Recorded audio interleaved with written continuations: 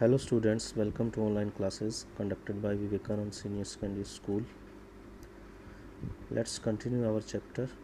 After months of knowing him, महीनों के बाद उसको जानने के बाद, साहिब को जानने के बाद, I asked him his name, मैंने उससे उसका नाम पूछा. साहिब आलम ही अनाउंसेस, उसने बड़ा गर्व से कहा साहिब आलम. He does not know what it means, उसको उसका अर्थ नहीं पता, वो नहीं जानता उसका meaning. If he new it's meaning, अगर उसको उसका अर्थ पता होता. लॉर्ड ऑफ द यूनिवर्स, तो Lord of the universe mean ब्रह्मांड का देवता. He would have a hard time believing it, तो बड़ा मुश्किल से उसको विश्वास होता इस पर. Unaware of what his name represents, अब इस बात से अनजान कि उसका नाम क्या बताता है. He roams the streets with his friends, अपने दोस्तों के साथ वो गलियों में घूमता है. An army of barefoot boys who appear like the morning birds and disappear at noon. अब नंगे पांव घूमने वाले लड़कों की एक आर्मी जो कि सुबह पक्षियों के समान दिखती है और दोपहर को गायब हो जाती है. ओवर द मंथ्स, महीनों के बाद. I have come to recognise each of them, उनमें से हर एक को वो कहती है कि मैं जानने लग गई. Why are not you wearing chappals, I ask one. अब क्वेश्चन किया अनीस जंग ने कि तुम चप्पल क्यों नहीं पहनते. My mother did not bring them down from the shelf, मेरी माँ ने शेल्फ से उतार कर नहीं दी. ही आंसर सिंपली, सीधा ही उसने उत्तर दे दिया. Even if she did he will throw them off, अगर वो उतार भी देती तो वो उनको फेंक देता. Ads another who is wearing shoes that don't match, एक और लड़के ने कहा जो कि जूते पहने हुए था जो मैच नहीं कर रहे थे, अलग अलग थे दोनों ही. When I comment on it, जब मैंने इस पर कमेंट किया, टिप्पणी की. He shuffles his feet and says nothing, वो अपने पैरों को हिलाने लग गया और कुछ नहीं बोला. I want shoes says a third boy who has never on a pair all his life. तीसरा लड़का एक और वो बोला मुझे जूते चाहिए, जिसने कि अपने पूरे जीवन में कभी भी एक जोड़े जूते प्राप्त नहीं किए थे, उसको मिले नहीं थे. Travelling across the country, author क्या कहते हैं कि देश में घूमने के बाद, तो कहते हैं कि मैं घूमी हूँ देश में, पूरे देश में मैंने ट्रैवल किया है. I have seen children walking bear foot, मैंने बच्चों को देखा है वो नंगे पाँव घूमते हैं. इन सिटीज़, शहरों में. ऑन विलेज रोड्स, गाँव के रोड्स पर. It is not lack of money but a tradition to stay barefoot, पैसों की कमी नहीं, बट वो क्या कहते हैं कि उनका ट्रेडिशन है नंगे पाँव रहना, परंपरा है. इज़ वन एक्सप्लेनेशन, ये एक एक्सप्लेनेशन है उनकी. I wonder if this is only an excuse to explain away a perpetual state of poverty. तो ऑथर कहती है कि मुझे इस बात पर आश्चर्य होता है कि ये उनका बहाना होता है, एक्सक्यूज़ होता है. परपेचुअल स्टेट ऑफ पॉवर्टी, निरंतर जो गरीबी की स्थिति बनी हुई है उससे बचने के लिए वो अवॉइड करते हैं, इसलिए वो बहाना बनाते हैं कि ये उनका ट्रेडिशन है.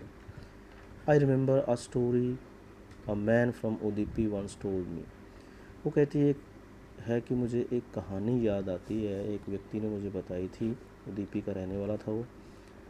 As a young boy he would go to school past an old temple, जब वो बच्चा था तो वो एक मंदिर के पास से गुजरता था जब वो स्कूल जाता था.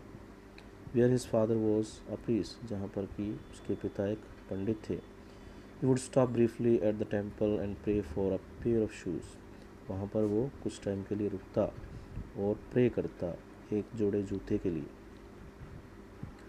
एक जोड़े जूतों के लिए वो वहाँ पर प्रेयर करता था. 30 years लेटर, 30 साल बाद. आई विजिटेड हिज टाउन, मैं उसके टाउन गई.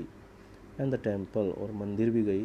Which was now drawn in an air of desolation, अब वहाँ पर कुछ भी नहीं है, खाली जगह है.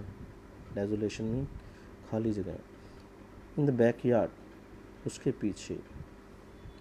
Where live the new priest, वहाँ पर नया पंडित रहता था. There were red and white plastic chairs, वहाँ पर सफ़ेद और लाल प्लास्टिक चेयर्स थी. A young boy dressed in a grey uniform, एक बच्चा जो कि ग्रे यूनिफॉर्म पहने हुए था. वेयरिंग सॉक्स एंड शूज़, उसने जुराबें और जूते पहने हुए थे. Arrived painting and through a school bag on a folding bed, भाग करके आया हाफते हुए, उसने अपना स्कूल बैग फोल्डिंग बेड पर फेंक दिया. Looking at the boy, author कहते हैं कि लड़के को देखा मैंने. I remember the prayer another boy had made to the goddess when he had finally got a pair of shoes. तो जब उसने उस लड़के को देखा तो उसको एक दूसरे लड़के की प्रेयर याद आती है जिसने कि भगवान से प्रार्थना की थी, गॉडेस से प्रार्थना की थी कि उसको जूते मिल जाएं, और अंत में उसको एक जोड़े जूते मिल गए थे. Let me never loose them, अब फिर वो प्रार्थना करता है, प्रेयर करता है कि वो कभी भी उनको खोए ना. The goddess had granted his prayer, goddess ने उसकी प्रार्थना को मान लिया था. Young boys like the son of the priest now war shoes, अब उसकी जो प्रार्थना थी उसको मान लिया, उसको जूते मिल गए, और पंडित के बेटे जैसे लड़के नाउ वो शूज़, अब वो जूते पहनते हैं. यानी कि पंडित जो है उसके बेटे जैसे लड़के जो हैं वो जूते पहनते हैं. But many others like the rag pickers in my neighbourhood remain shoelace, लेकिन और जो रैग पिकर्स के समान दूसरे जो लड़के हैं मेरे पड़ोस में वो शूलेस हैं, जूते नहीं पहनते. My acquaintance with the barefoot rag pickers leads me to Seemapuri, वो कहती है कि मेरे जो परिचित with the barefoot rag pickers, अब बेयर फुट रैग पिकर्स के साथ में वो जाती है, नंगे पाँव रहने वाले रैग पिकर्स के साथ में वो उसको सीमापुरी ले जाते हैं. एक्वेंटेंस मीन परिचित. A place on the periphery of Delhi yet miles away from it, तो दिल्ली के किनारे पर स्थित है ये बिल्कुल. Yet miles away from it, मीलों दूर है लेकिन दिल्ली के बिल्कुल बॉर्डर पर कह सकते हैं, एड्ज पर कह सकते हैं, किनारे पर. मेटाफेरिकली मतलब सिम्बोलिकली, यानी सिम्बोलिकली ये वहाँ पर स्थित है. कहा जा सकता है कि दिल्ली के किनारे पर स्थित है वो. Those who live here are squatters who came from Bangladesh back in 1971. जो लोग यहाँ पर रहते हैं, स्क्वैटर्स उनको कहा जाता है जो इलीगली रहते हैं, जो बांग्लादेश से 1971 में आए थे. Sahib's family is among them, Sahib का परिवार भी उनमें से एक है. Seemapuri was then a wilderness, जब वो सीमापुरी आए थे तब वो जगह बिल्कुल खाली थी, वेस्टलैंड कह सकते हैं, एक खाली जगह, जंगल के समान कह सकते हैं. इट स्टिल इज़, अब भी है, but it is no longer empty, लेकिन खाली नहीं है. इन स्ट्रक्चर्स ऑफ मड, तो कच्चे घर हैं. With roofs of tin and tarpaulin, तिरपाल और टीन की जो छतें बनी हुई हैं. डिवॉइड ऑफ सीवेज, पानी की निकासी के लिए कोई भी सीवेज सिस्टम नहीं है. ड्रेनेज और running water. Leave 10,000 rag pickers, 10,000 rag pickers वहाँ पर रहते हैं.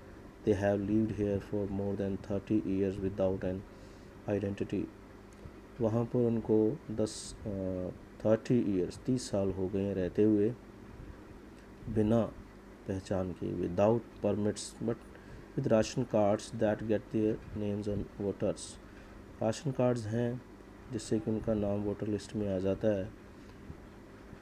List and enable them to buy grain, अब राशन कार्ड्स से क्या होता है कि उनको अनाज मिल जाता है.